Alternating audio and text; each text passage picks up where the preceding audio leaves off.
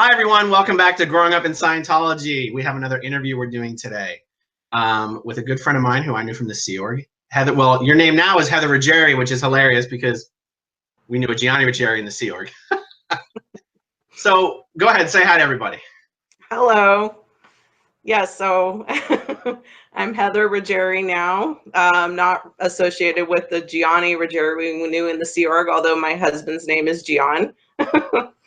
I totally forgot about that. That is insane. Okay, so when we were at ASHO, which for the viewers is one of the big blue orgs on L. Ron Hubbard Way. ASHO stands for American Saint Hill Organization.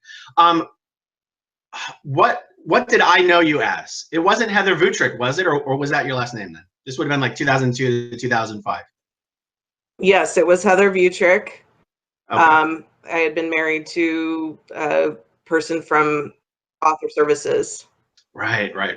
Okay, cool. And some other people who knew you in the Sea Org before I did, like I think Dylan Gill said he knows you as Heather Bloomberg. Yes, that's correct. He knew me as Heather Bloomberg back in the day. Okay, cool. So I'm going to kind of guide the interview along. Like you sent me a whole write-up of pretty much your life story, and we're going to try to talk for about an hour or so here. And we're just going to cover a variety of different subjects. So first of all, how long were you in the Sea Org, and when did you get into the Sea Org? So I was in for 24 and a half years, and I got in when I was 14.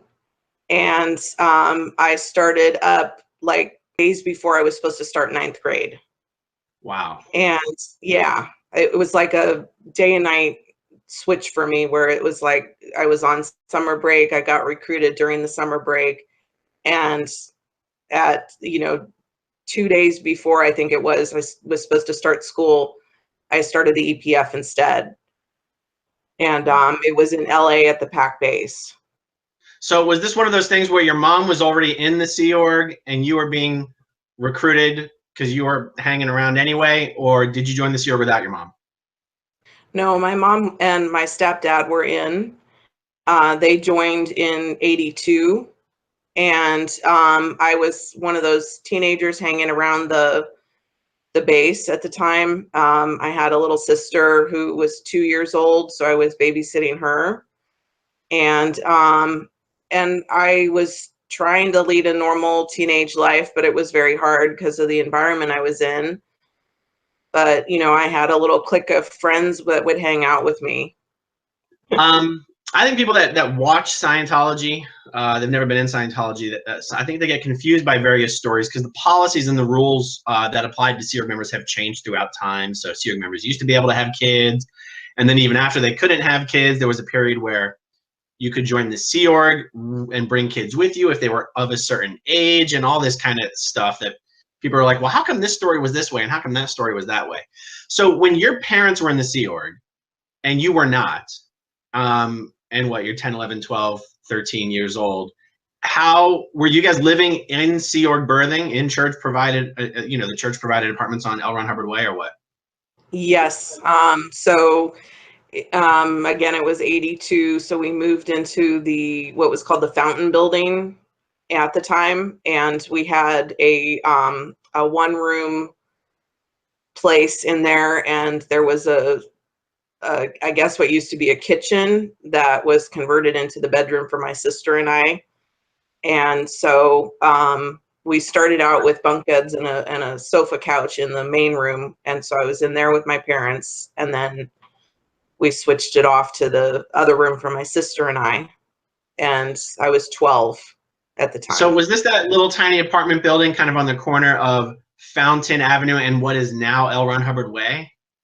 Yeah, it's like directly facing L. Ron Hubbard Way, and it's right next to the parking structure for the PAC base. Right. Was that structure even there back then? Uh-huh. Yeah. That's a pretty small apartment building, isn't it? It's 3 stories high, and it actually goes back very far, so it's long. Oh, okay. And so how did you guys score? Were those pretty nice apartments as far as the Sea Org goes? Or No. No?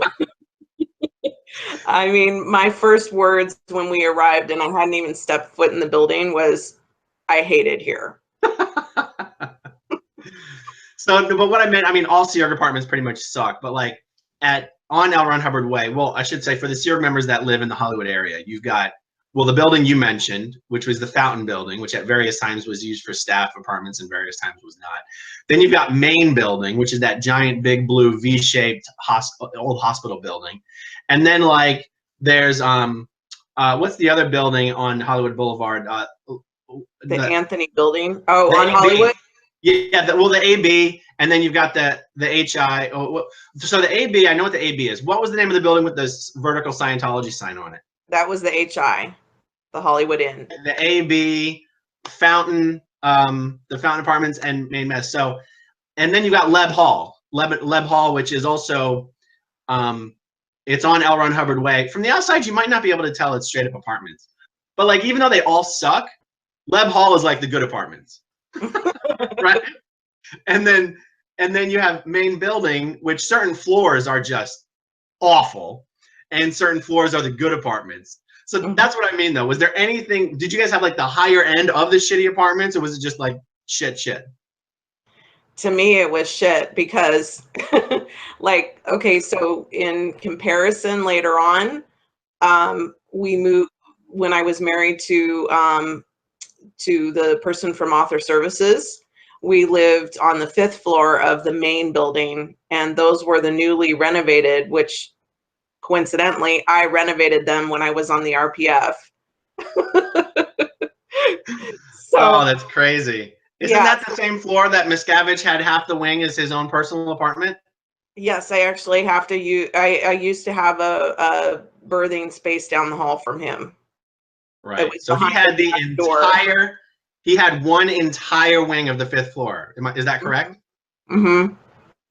Yeah. Well, it didn't start out as an entire wing of the 5th floor. It started out as there was a glass door, and certain executives and their spouses were allowed to live behind that, which I was one of those with my husband. And then we moved over to the other side after it got renovated, and got a really nice place there that was right next door to the executive director of Author Services. Oh, wow. Okay. All right. So I got us on a bit of a tangent there as far as apartments in the Sea Org.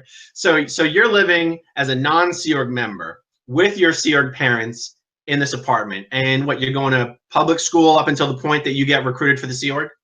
Yep. I was in public school. I started out 7th grade. I went to a school, I forget exactly, but it was somewhere close to the complex.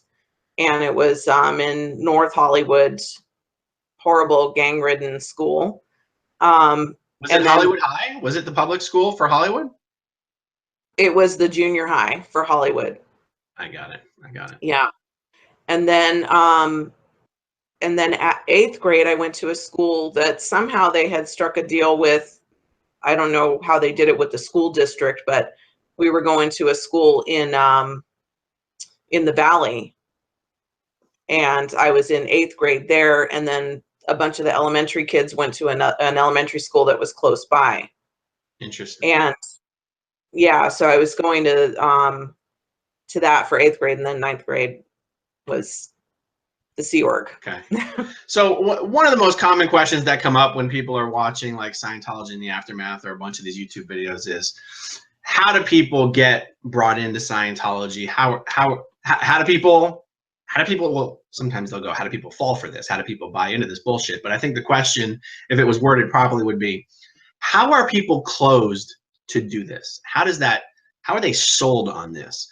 So for you, you didn't really have to get sold on Scientology because you were kind of just in it as a kid. But how did you get sold on the Sea Org? What was the pitch?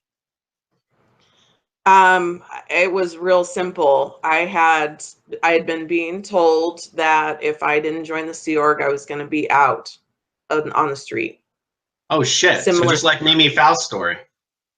Yep. In fact, Mimi and I were good friends. We used to hang out in our little clique of friends. And I had no idea she went through what she went through until I heard that story, and I had lost track of her after I joined. But I was being told the same thing, essentially, not as hardcore. And then essentially I was being hounded by a recruiter. His name was Daniel Michelli, and he was recruiting for what was known as the, it was basically the Data Bureau, which was, they were computerizing everything, and it was part of what was INCOM at the time.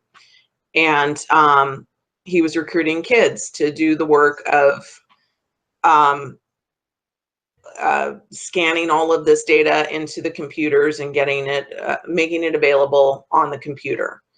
And so he was hounding me that summer, and just, you know, session after session of being pulled into his office, sometimes with my friends, sometimes without, and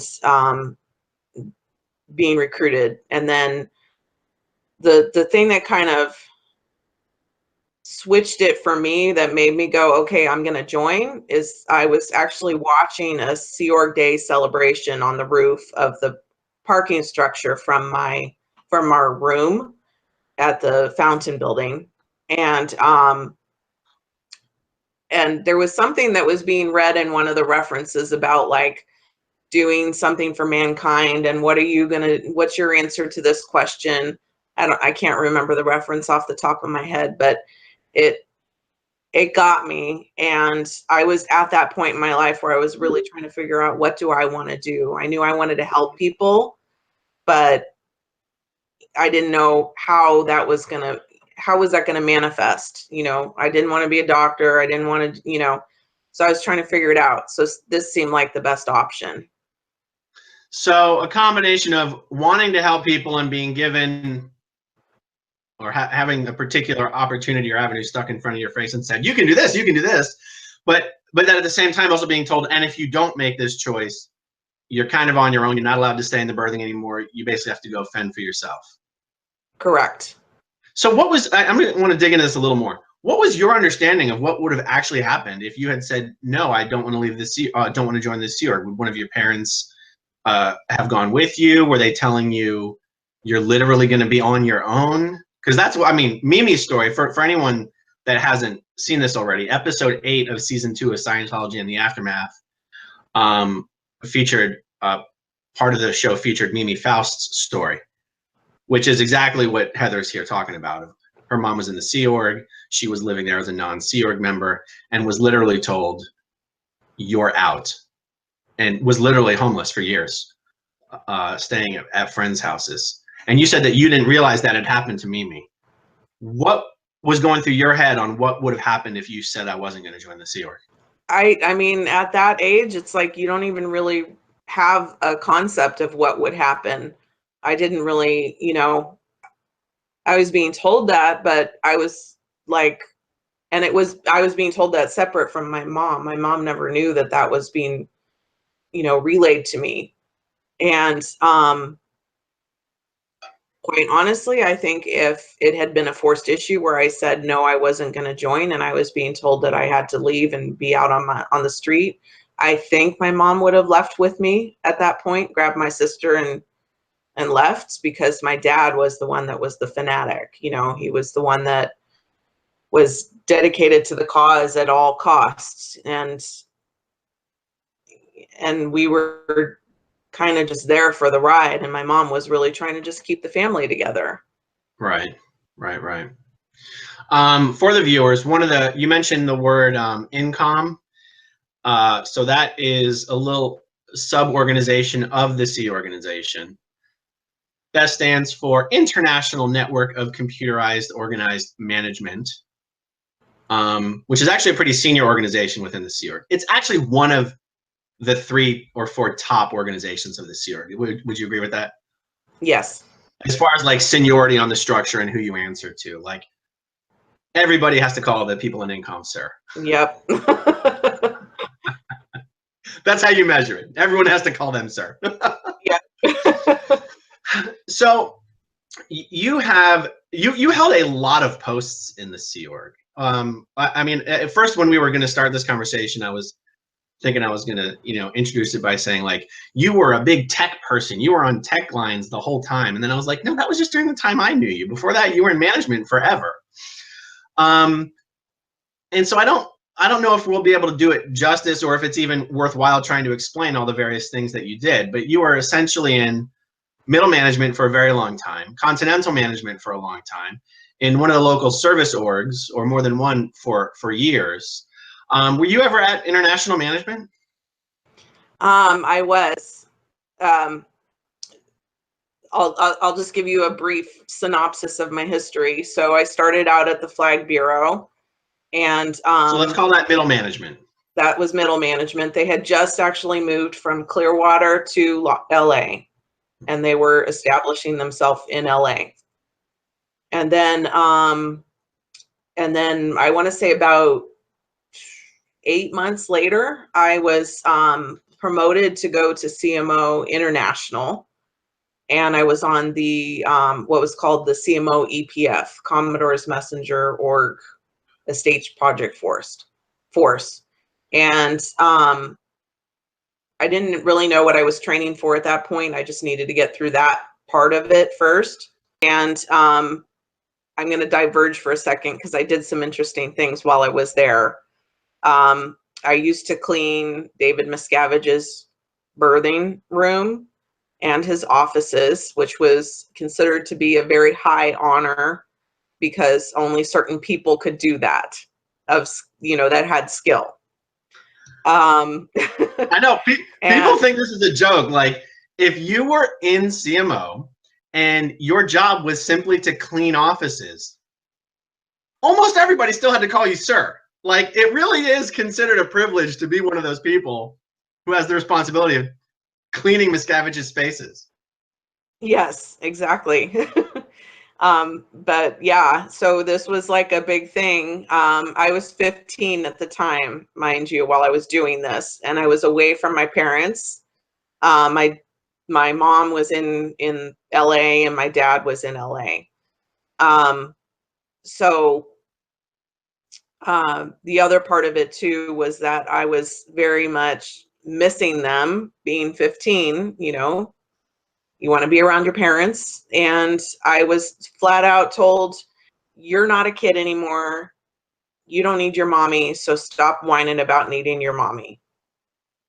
And that kind of set me on a path at that point of being very rebellious against my parents and anything that I wasn't supposed to do. I wasn't making it through the CMO EPF because I was struggling with a lot of the studies at the time. And so what they did was not have me finish the program or the EPF, but then they sent me straight to CMO Clearwater. And I was there for 2.5 years. When they sent me, I had no guardian whatsoever. I just had this person that I knew from when I lived in Washington, D.C. as a kid that was there kind of looking over me. And my mom actually had no idea that I had been sent there. So I pretty much took advantage of that situation and did everything and anything I wasn't supposed to do. I started smoking, I started drinking. I was just on a mission to rebel against everything. Drinking in the Sea Org, in the CMO Clearwater? Yep. How did you pull that off? Huh? Where were you getting alcohol? How did you pull that off? At all the international events, they were like big parties. It wasn't all of the registration that went on afterwards. It was actually a party, and there was alcohol everywhere, and you could just go by the tables and pick up a bottle of wine or beer or whatever. So I took advantage of that, and then afterwards there was a DJ and we would dance, and it was kind of a lot of fun. But I was in party mode as a teenager. I get it. So was it just drinking after the events, which is like, well, actually at Flag, they have a lot more events than just your average international event. They have anniversary events and events for all sorts of stuff. So it's not like you were going home and drinking every day, but it was at these events, you're 15, 16 years old drinking alcohol. Yeah, except one time we did get somebody, my senior and I at the time got somebody to go to the liquor store for us and buy us some beer, and we got drunk together. Nice. Yeah. So this is what's really incredible. Like, so you start out not being in the Sea Org and seeing your parents every day, more or less, because at least you live with them. I mean, maybe you didn't see them every day, but you were in proximity to them every day. Yeah. Then you join the Sea Org. Then you get sent to international management without your parents. Your parents are still in LA. You get sent to int management. From int management, you get sent to Clearwater. Your parents don't even know you're there. So, like, literally, the Sea Org took you from your parents and just sent you away. Yep. And my mom, when she did find out, she was on the RPF at the time in LA and was basically told to shut up. She had no say in what happened with me at that point. Wow. So then, okay, so you spend time at Flag in CMO, and then what happens? Well, actually, don't you have a story or two about cleaning David Miscavige's space? I think it's you who told me the story. You told me some story. Oh, the dusting. Something about that. Is there a story relating to the dusting? So, yeah. So, part of the indoctrination that you do as a CMO EPFer is you have to learn to clean to the standards that L. Ron Hubbard would expect, which is dust free. Everything has to be completely, you have to look at the surface level with your eye and check it to make sure. And when you're dusting, you have to go over it with the dust rag and then capture the dust as you're going, and then go outside the door and shake the rag off and then come back in and do the rest of the surface. And it has to be one motion like that. And yeah, so you would have to inspect it. You have to look eye level with the thing to make sure there's no dust on that surface. And you do that every frickin' day. How can you do that every day? That's not even enough time for dust to accumulate. Well, there was dust because you're up in the the San Bernardino mountains. And so there is dust up there, but to me, to any average person, this was like over the top OCD. Just come on, give me a fucking break, like. Does someone else have to come along behind you and inspect your dusting? Well, you have to leave a sheet there for the person's room that you're cleaning to vote and give you your vote on how well you did for the cleaning. They have to rate your dusting abilities? Yeah, dusting, vacuuming, everything. And the vacuums that we used were rainbow vacuums, which are the ones that you put the water in have you heard of those? I think so. You put the water into this container and then vacuum, and all of the dirt and dust that's there in the room or environment accumulates in the water, and then you dump that out. But it just makes like doubly sure that none of the stuff the vacuum is sucking in gets blown out of the vacuum. Yeah, exactly. And so these were the specified vacuums that had to be used on any spaces that you're cleaning, including, like, we didn't use the rainbow vacuums for the normal spaces. It was just for David Miscavige's and LRH's spaces. So they had their own special type of mandatory vacuum cleaner that must be used. Yep. Makes sense. Yep. Okay, so that was on your CMO EPF up at International Management. For anyone that's not already familiar with that terminology, the EPF is basically boot camp. So when you join the Sea Org, there's a normal EPF you do, just like it's like boot camp for the general Sea Org. But then when you get promoted to the CMO, there's a CMO boot camp. And as you can see, CMO boot camp consists largely of being. Here's another fun fact. Guess who was on the CMO EPF with me? Who? Jenny DeVocht. She was the same age as I, and she was as outrageous as she is now, and was that way too. Wow. Yeah. So then fast forward, well, you said that you went from the CMO EPF at INT, you went down to Clearwater. Clearwater, you started rebelling against your parents. Did CMO consider you were being a bad messenger, or were you just doing shit you knew your parents wouldn't approve of? I was doing shit I knew my parents would approve of. I mean, I would get in trouble because of, sleeping in after having a hangover or something, but I would do some conditions and be done with it. Okay, so then what happened after your CMO flag career? Where did you go after CMO flag? Well, okay, so there's another piece to this, which is while I was at Flag, I got married to the person that had the last name of Bloomberg, and we had gotten into some trouble together. He was supposed to go up to the gold base, and so was I at some point. So we went back to LA, and we were kind of in limbo for a little bit. And mind you, this was when I was 16 going on 17 when we got married. How old was he? He was the same age. He was about a year older. We were both teenagers. But yeah, so we went back to LA. We were in limbo for a little bit.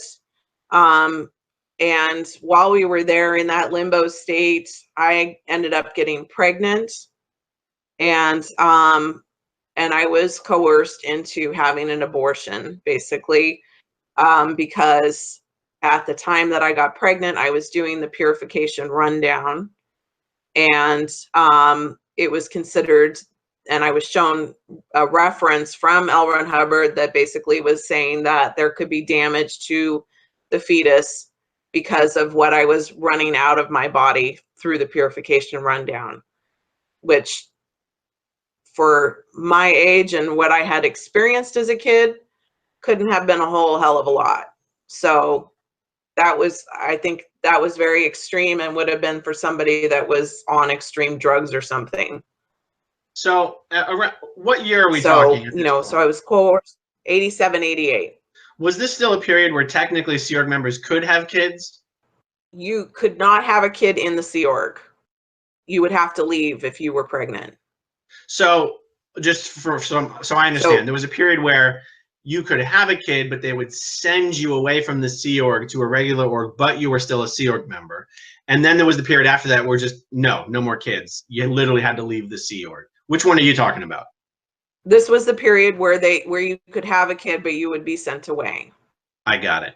So, and I guess I've never spoken to someone that I can think of who, at least interviewed someone who was in the Sea Org during that time and had an abortion. And so I've never had an opportunity to ask, and I'll ask you. Was the main reason they coerced you to have an abortion because of the purification thing? Or let's say you weren't on the Purif and you could have a kid, but they would send you to some crap org. Were they like cool with that happening, or were they like, oh no, go ahead, it's cool, we're just going to send you to a crap org, we don't care? Their main view was still that it was not correct. Like, it was a bad thing to be sent away to the class 5 org. I got it. Even that was not cool. Right. Yeah. So you're on the purification rundown, and instead of saying maybe stop the purification rundown once you're pregnant, they're literally like, no, you should terminate the pregnancy because you're on the purification rundown. That's fucking crazy. It was crazy. And mind you, I'm 17 at that time, so probably too young to be having a kid, but at the same time I am pregnant, so that's that. And my husband at that time really wanted to have kids. We had the whole dream of, having the house with the white picket fence and having kids. That's really what we wanted, both of us. So for him to agree to have that happen and for me to have it was disastrous. It tore apart our marriage completely. And he ended up getting in a lot of trouble after that, going to the RPF and then routing out from the RPF and going back to Clearwater where he lives now. His father was Louis Cologne. Oh, get out of here. Yeah. It was his stepfather, but his father for all intents purposes. Oh, wow. Okay, I know who they are. Yeah. So then let's slightly change tacks here. Since we're talking about a period where you're in the Sea Org, the purpose of the Sea Org is to, well, there's many purposes. One is supposed to be to put in ethics on the planet. The other one is to safeguard and deliver the OT levels. And technically speaking, that is supposed to be why the Sea Org exists, is to safeguard and deliver the OT levels while all the other orgs deliver the rest of the bridge below the OT levels. Did you ever do any OT levels while you were in the Sea Org?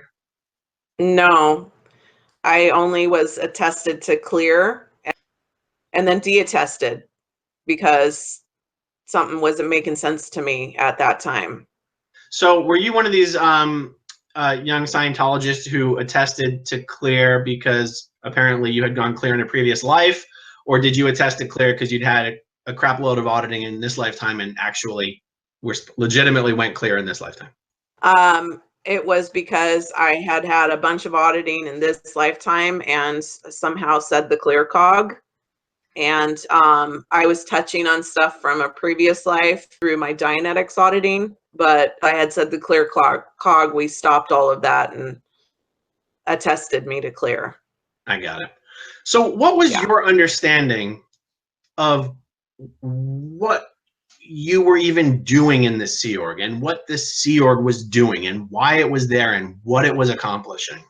My understanding was that we were supposed to be helping and bettering mankind and clearing the planet. I had no real concept of what clearing the planet meant. I was really trying to wrap my head around that at you know, practically the entire time I was in the Sea Org, because I was like, so we have to make everybody clear. I couldn't understand that.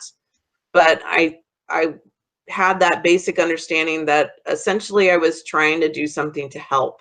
So I went on that basis of I was helping people, whether it was my fellow coworker or a public person or what have you. And that's kind of what drove me, you know, throughout the time that I was there. So, see, I find this so interesting because you figure any organization has to have a purpose that it is attempting to accomplish. And you think that the people who are in the innermost core of that organization or closest to the top of the organization would be crystal goddamn clear on what that mission is and what exactly it means and how exactly it's being accomplished. So would you say that you were a little you were a little fuzzy on what it even meant to clear the planet? Yep. Do you have any concept of what you thought it meant? Did you make up something for yourself that it meant? Yeah, I mean, I thought that it was going to be reaching as many people as we could, even if it was getting the way to happiness into their hands, but something that would better them and help, you know, improve conditions on the planet. At least getting everybody on the same page is what Scientology was about, or, you know, making them aware of it.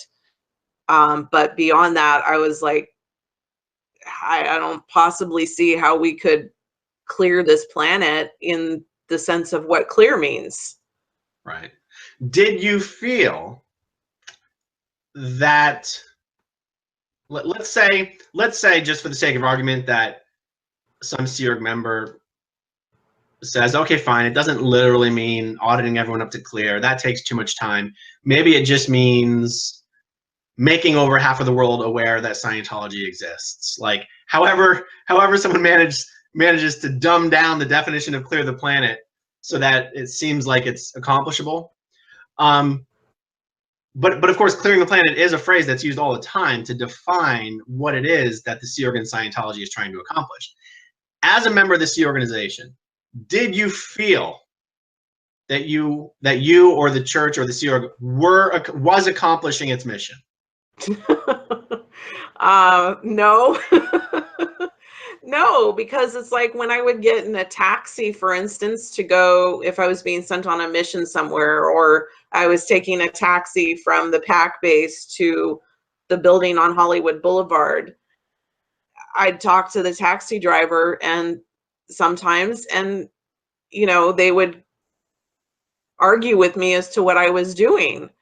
And you know, or just seeing the people out on Hollywood Boulevard, because I used to go take walks around there. People aren't aware in the, you know, general sense of being aware of something. It's like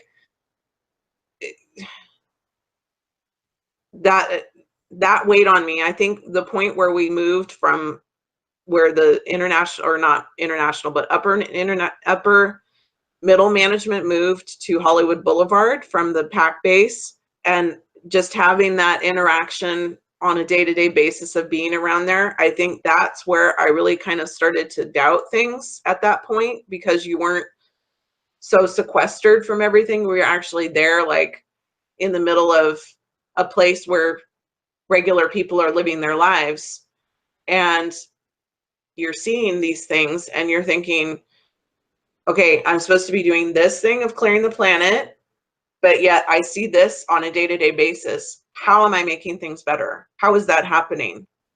And it tends to make you want to just keep blinders on, to not pay attention to what's going on out there, because at the events you're going to be briefed how great everything is. So you think maybe it's happening somewhere else.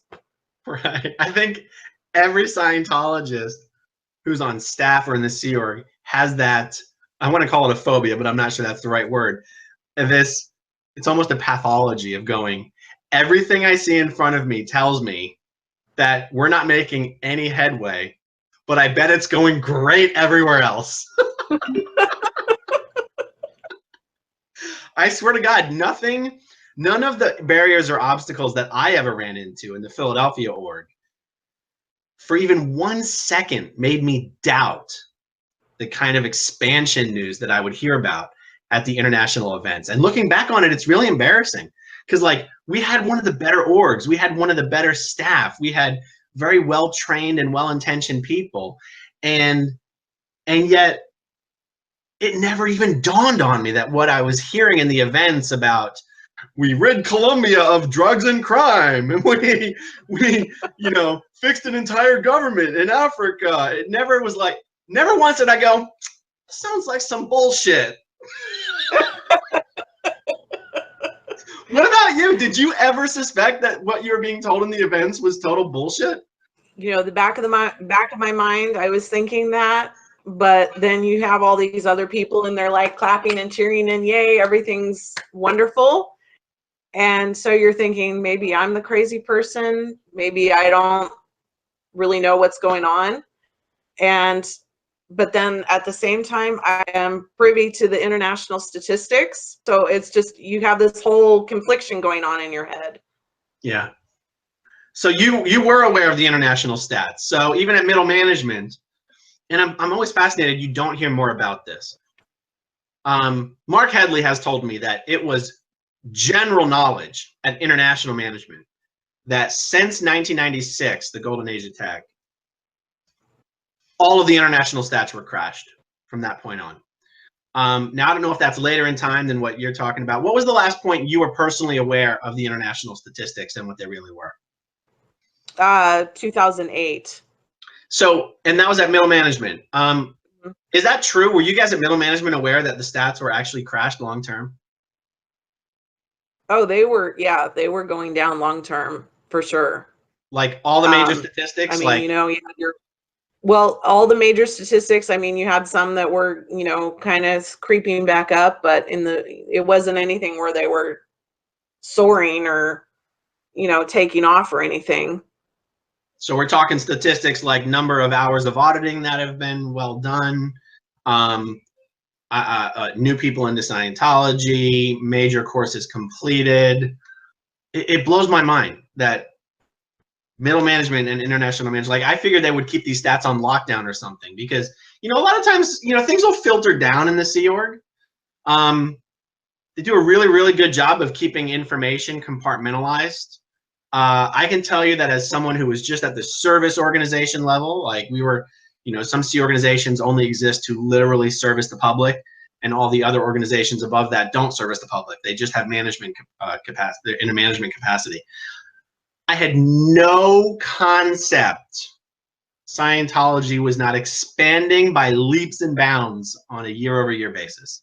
None. Yeah. And maybe I was just that fucking naive. But when I say me, here's what I mean. It's not something you heard whispered about. There were no whispers of like, well, that's not true. Like, you would never hear people grumbling after an event like, did you hear what they said? That was bullshit.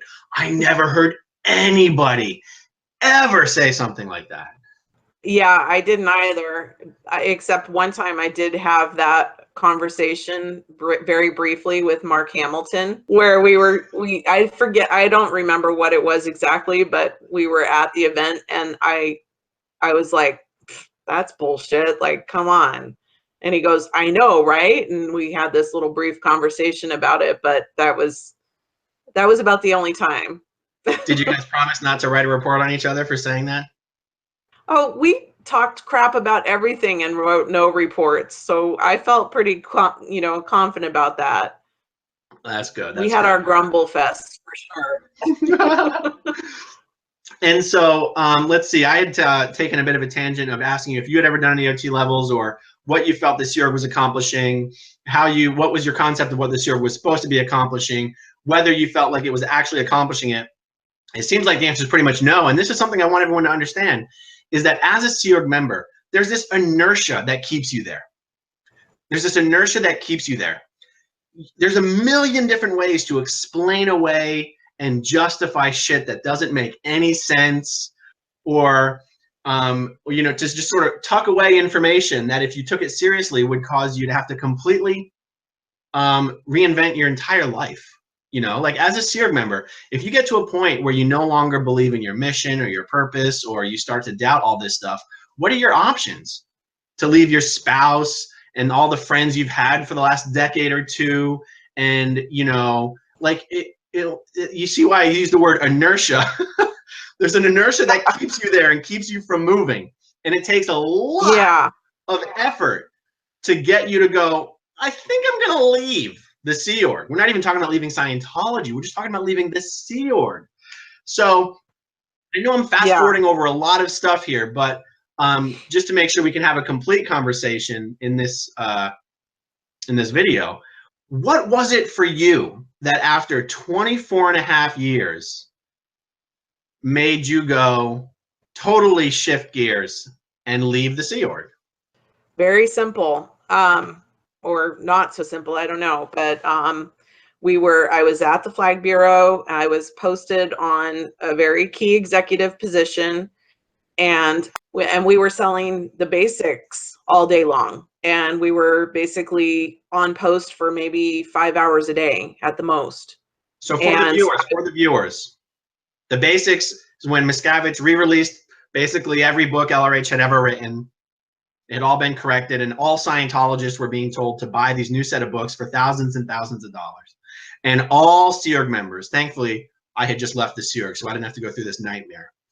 All Sea Org members, even at middle management, were tasked with calling all the Scientologists around the world over and over and over again with the intention of getting every Scientologist to buy these books. These books are called the basics. I just wanted to define that, okay? But keep going. Yeah, so I was not doing a good job at it because I was not a bookseller, and I did not have that hardcore selling technique or whatever that they wanted you to do, which was to overcome all the person's obstacles and have them extend their credit. I just couldn't do that because I didn't see why. So I was getting in a lot of trouble. I was also supposed to be going back to the int base. I was supposedly being promoted, yet I was doing crappy in the eyes of everyone else. So that didn't understand that. And I flat out told them, no, I don't want to go. But I was being forced to get through this auditing anyway so that I could go. And I had just gotten my divorce finalized with my husband of 17 years. And I really wanted to get back together with my first boyfriend, who I was being told I couldn't get back together with because he wasn't qualified to go to INT.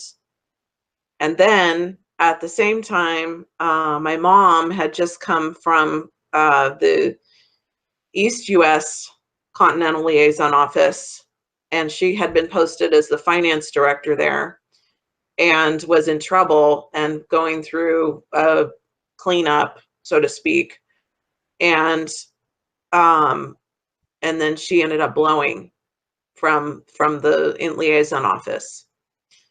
And that was in January of 2008. My sister, who is at the Gold Base and is referenced, I believe, in Mark Headley's book or on some site, Her name is Jenny Butler, and her husband is Matt Butler, who's a security guard at the int base. And they are the ones that find you if you've taken off. They will be on phone calls with your family. That's my sister.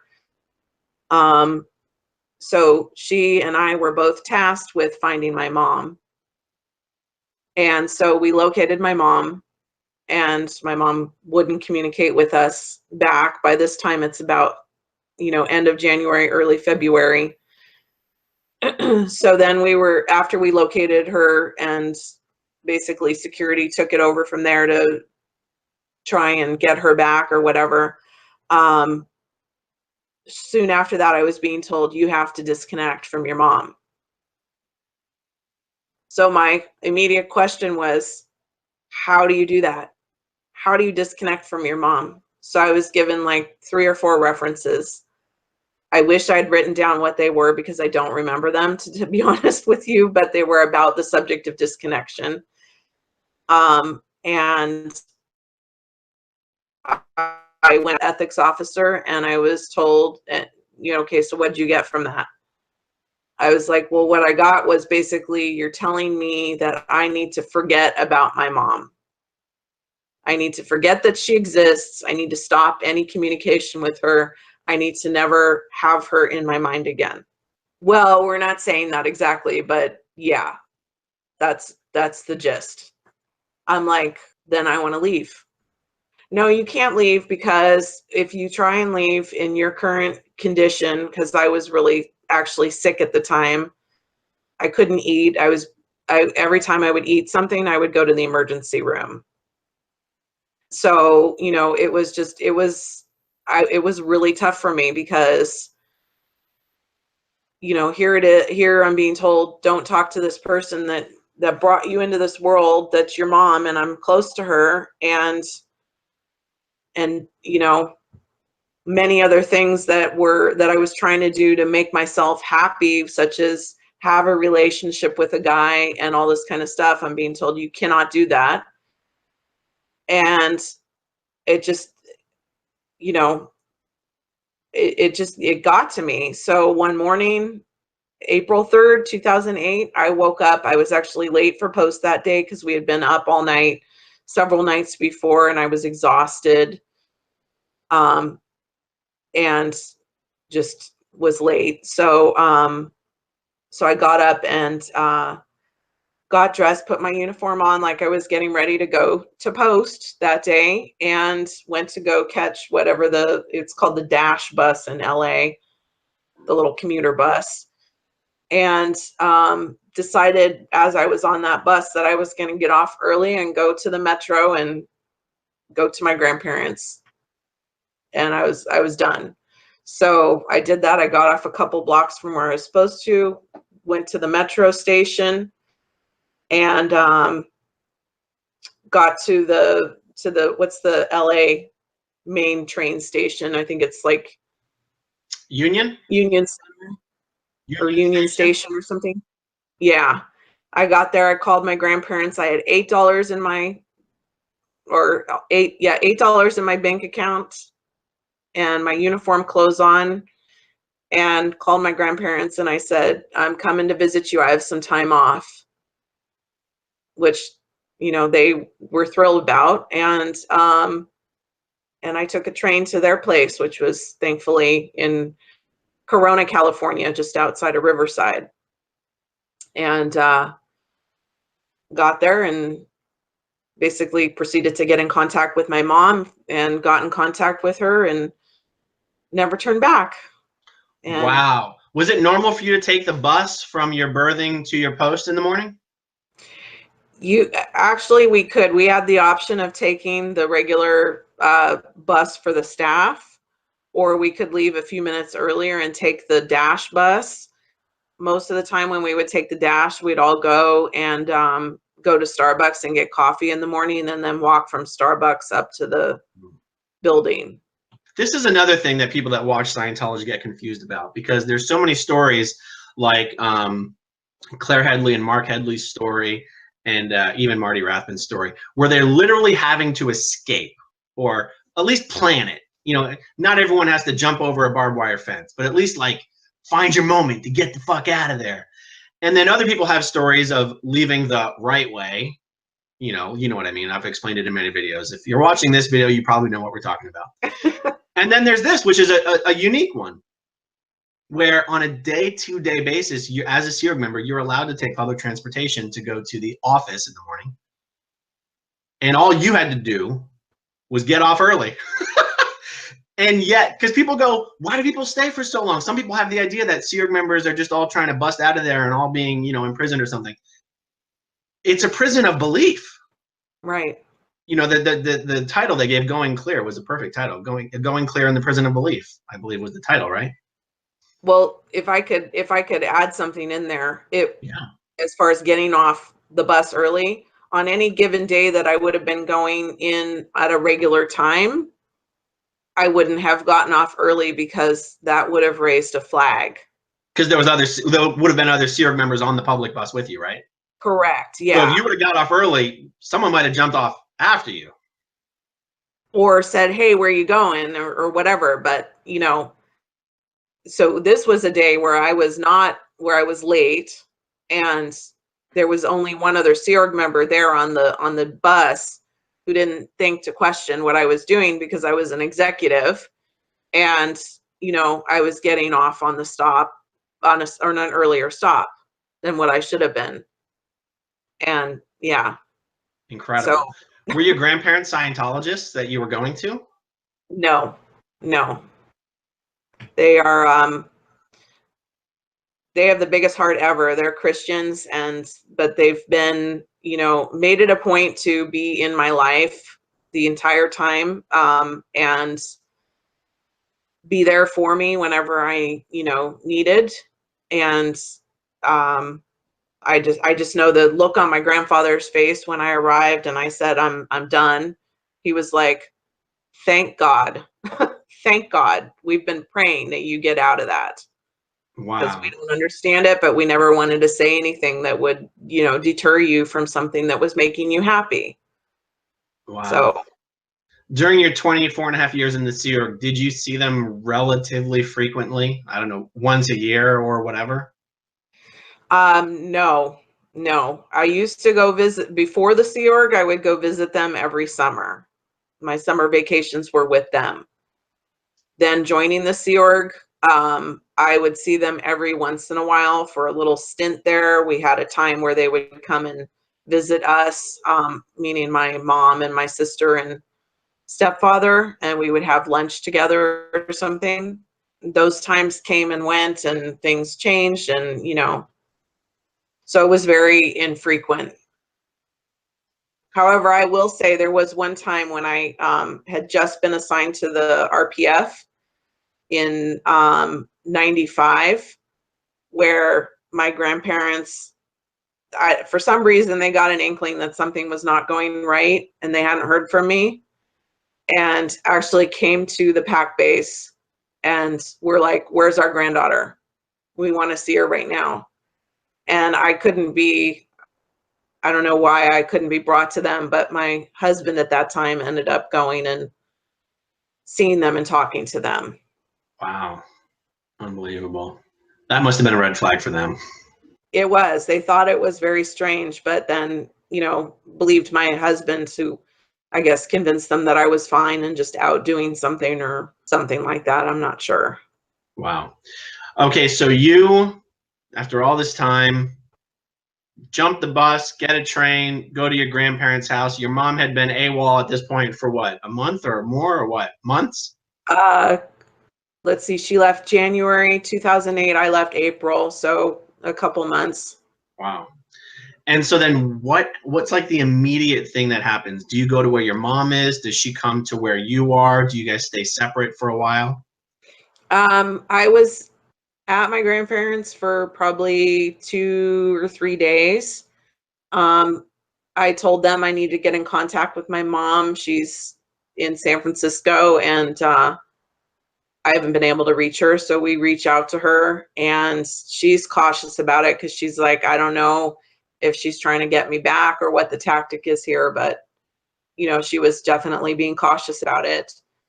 And so finally reaches out to me via phone, and then I get in contact with her, and she says, "We'll come to San Francisco." So my grandparents bought me a bus ticket to San Francisco and took the Greyhound to San Francisco. Wow. Yeah. So what was your introduction into the workforce, or the real, like, what, I don't know if you spent some time just chilling out and figuring out what the hell you wanted to do, but once you figured that out or whatever, or maybe you didn't figure it out, what was that harsh reality of entering the real world and having to make money? What happened? I mean, for me, it was particularly harsh because I had nothing. My mom still hadn't had a job. She was going through a lot of stuff, emotionally, mentally, and physically. So when I got to San Francisco, I was like, I got to get a job. That's just no questions asked, have to have a job. So I found out how to put my resume together, wrote up my resume, and was trying to get everything, into place to get a job, put it out there on some sites, and went to some hiring companies and stuff like that. Everything had just crashed on the market at that point. So it was a bit of a challenge in terms of getting an administrative position. So then I was like, okay, well, I'll just go to the mall and see if I can get a job there at, one of the stores. So I ended up getting a job at Nordstrom for in fashion jewelry, which I had no idea about. And that was like,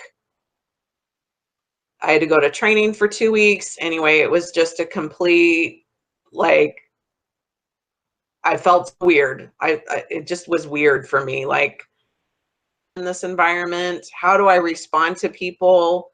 I'm supposed to now approach customers and sell to them. It was weird. So I had a hard time at first. So even though you had no experience in this area or anything, they hired you anyway. Why? Because they were going to train me. They were training me on, how customer service is done at Nordstrom and the computer system for the registers. Right. But like, they could train anyone. Did you like nail the interview? Did you like tell them, here's the real deal, guys, I've been in the fucking cult for 25 years. Like, what did you do, if you're aware of it? What did you do to get hired? I just presented myself as a very competent, willing to learn. I took the fact that I jumped into a lot of jobs or positions at the church, in the church, without knowing what the hell I was doing, and it just was on the go. And I had a good connection with the person that was to be my department manager, and so they hired me. Got it. When you got to San Francisco, did your mom already have her own place? No, we were living with her cousin, and in one room in their house. I got it. So you guys were able to fall back on family, essentially, as far as a place to stay. Having a place, yes, having a place to stay for sure. So then, let's try to explain the progression of, well, let's see, that's 2008. So that's 9 years ago. 9 years ago, staying at a family member's house, working a job at Nordstrom's. How does that come forward to present? What were some of the biggest obstacles that you had to overcome entering the real world? Some of the biggest obstacles were, okay, so soon after I got the job at Nordstrom and was at my mom's cousin's house, I met my current husband, and we started dating, and then soon got married in 2010. I got pregnant, and we were, I don't know, I really had to just focus on getting on my own 2 feet, because my mom had a concept, we're going to get an apartment together, and I'm going to help you get your GED, and I'm going to introduce you to the world of finances, and you know, because I hadn't had any of that, you know. So she wanted to kind of help educate me. I was like, Mom, I'm 38. I need to figure it out. Did you end up getting a GED? I haven't gotten one yet. I did take the first test, which was the reading through language arts, and I passed that. So now I'm going to work on the math one and do that. Math is kind of my biggest barrier to actually getting through the GED. And are you doing it just for the hell of it, or are you trying to go to college? I want to get some college courses under my belt. You know, at first I was like, well, I need to do it. Now, after having had my daughter, I want to do it because I want to show her that anything can be accomplished at any point in your life as long as you put your mind to it. Yeah. Your husband, Gian, was he ever in Scientology? Nope. He was never in Scientology. Do you think that overall has been a helpful thing to be married to someone who isn't having to cope with maybe some of the things you're having to cope with? I think it can be helpful. I think that, you know, we've gone through our challenges where I wanted him to understand what I had gone through before. So we've watched, you know, the Prison Belief. We've been watching the Leah Remini shows together. You know, so, and he's been listening to some of the online YouTube videos and such. So I think in a way, because he doesn't have that prior experience or past, that helps. But the thing that really connected the both of us to begin with was that he was kind of in his own way going through his own sort of messed up, fucked up thing with his life. And I was going through mine. And so we kind of just helped bring each other up and made each other happy and, you know, really connected on that level. Because, you know, it made me realize that it's not just us that has messed up things that can be happening. There's other messed up things that can be traumatizing a person too. So if I can help him, he can help me. And it's kind of, that's the way it's been. Yeah. In our relationship. That's really good. When you left the Sea Org, now in your case, you left the Sea Org knowing you were leaving Scientology. And that's also different than other people who leave the Sea Org and they're still in Scientology. And those are the guys who leave the right way, where it can take 3, 6, 12 months of being interrogated and being embarrassed and scrubbing toilets and shit before you're allowed to leave. But when you left the Sea Org, you were leaving Scientology. You'd spent so long in the Sea Org, this concept of the bridge and the OT levels and total freedom and your eternals, whatever the fuck. Did that mess with you? This idea that maybe you were throwing away your eternity? I mean, that's how most people would describe why they don't leave Scientology. I could never throw away my eternity. That's why I'm never going to see my daughter again. Was that fucking with your head, or were you over it? I was over it because, see, for me, I never really was a Scientologist to begin with when I joined the Sea Org. I was just there because my parents were there, you know, and I didn't have that basis of what being a Scientologist meant before then. You know, it was something that my parents did, something that I was there for. That's just kind of the way I was brought up.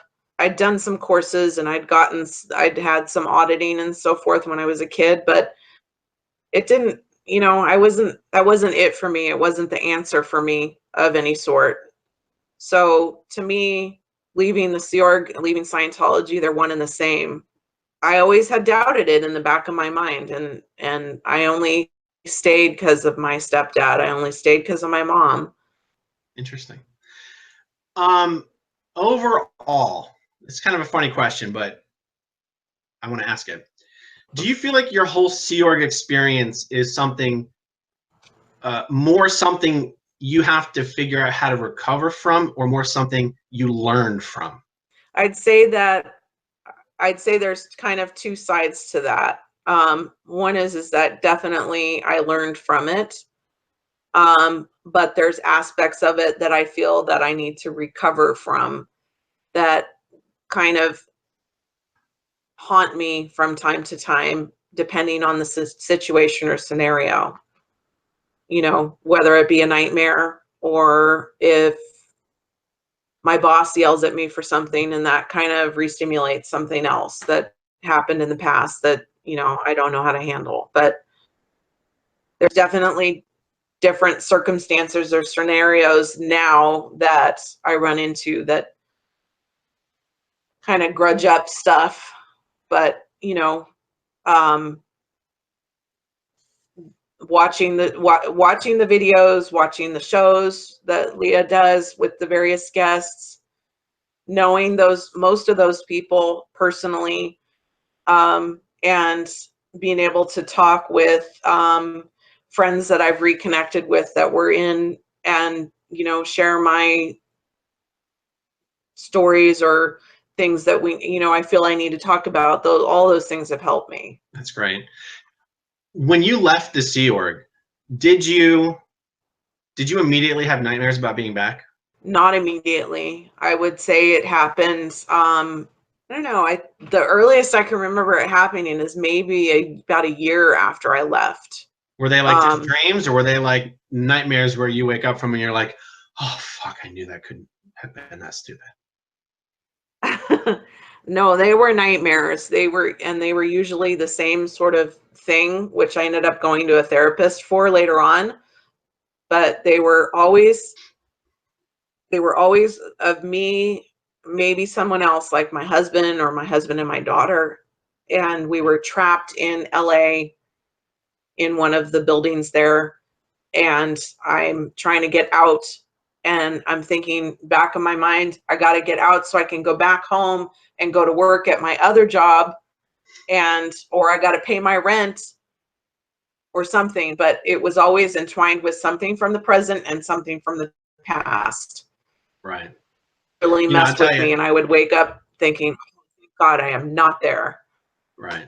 I've never spoken with anyone who left the Sea Org or didn't have nightmares about going back. And what struck me so hard was I never had nightmares about being in the Sea Org when I was in the Sea Org, and yet once I'm out of the Sea Org, terrible nightmares about being back.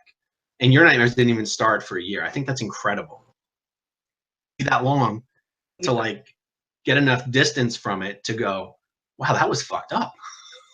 Yeah, it's been a gradual process. And, you know, I think the main thing that started triggering it for me, which is bad, good, or indifferent, I don't know, but I connected up with a friend. She was my best friend in the Sea Org, and she left and had a kid and all of that. And so we reconnected after having not been in touch with each other for a good 6 or 7 years.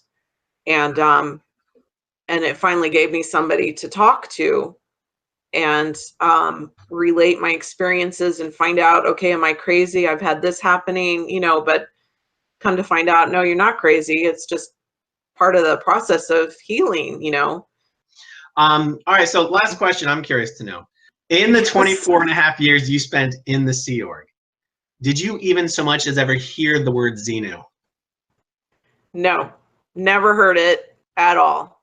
So when I came out and was with my mom, she showed me the internet and then said, okay, I'm going to show you these things. So we got that off the table in a few days of me arriving to her, you know, to where she was. During your mother's time in the Sea Org, had she done the OT levels? Yeah, she had gotten up to OT 4. Okay. So when you found out that these magical, mysterious, powerful, life-changing OT levels that we spend our entire lives thinking we're going to save mankind, and you found out it was motherfucking body thetans and thetan clusters, how did you respond? Are you fucking kidding me? This is bullshit. Like, come on. This is what I was going to find out? No way. Right. Did it make you go, but what about all those people who would finish these OT levels and then get up at graduation and say these fucking amazing things. What were they? Were they lying? Yeah, I mean, I thought about that, but my first thought was I looked at my mom and I said, Mom, so you've done OT3. So what was your thought when you were studying? And she said, I had to hide my thoughts about it because I thought it was such bullshit at the time. But essentially trapped in Scientology and the Sea Org at that point because of my, trying to stay together to make the family be together and stuff like that. But all along she's thinking, and I go, why didn't you just leave at that point? Like, seriously, this is bullshit. And then I thought about my ex-husband who had gotten up to OT5, no, actually OT7, he was on that. And he would tell me these incredible stories or wins that he had had doing the OT levels. And I'm sitting there looking back on that like, this is what he was holding out for? Like, come on, who does that? So it still blows my mind, and I don't mean this in a derogatory fashion because I want to do interviews with people who feel this way. That I've spoken with a lot of people who go, I actually had a lot of fun on the OT levels, or I actually got a lot out of the OT levels. And unfortunately, in those conversations that I'm thinking of, it was just never appropriate at the time to go, now hold on, what the fuck are you talking about? Please give me some examples. And I'm going to do that. There's a few people I can think of that I think would be willing to come on here and say, yeah, it may not have, freed me from the physical universe, but here's what I got out of it. Because I really want to find out from these guys, like, how are you not massively dissatisfied with this? I'm dying to understand, because so many people do the OT levels and just, you'd think that people, when they finished OT8, would finally be like, okay, fine, fuck this. I tried. I was hoping there was something here. But there are so many people that have finished OT8 and are still in Scientology. And I know they're hoping that OT9 and 10 is going to have the magical answers. But I'm like, but you've been thinking that after every one of these fucking OT levels. By now, you really are still holding out hope? It's been 30 fucking years since OT8 was released. You're still holding out hope? Really? I've got to talk to someone who can help me understand it. Yeah, I mean, it's finding that out after leaving is unbelievable to me. Like, in a sense, I can understand it's not just that piece of insanity that makes them want to leave. They're holding on to other things, families or connections or the belief that maybe the next thing is going to be better. Right. Well, it sounds like your mom was in the same boat. If she, when she actually did her OT levels, was like, this is some bullshit, but couldn't say anything about it. It sounds like when she left the Sea Org, she was over it. She didn't have that thing sort of sticking her attention to Scientology, of worrying about whether she lost her eternity or something like that. All right, well, how about we wrap this up here? And I know you've got a lot more to your story in general, and let's review this video and see what else we want to discuss on a future video. How's that sound? Sounds good. Awesome. All right, well, thanks everybody for watching. I hope this has been helpful, and talk to you guys soon.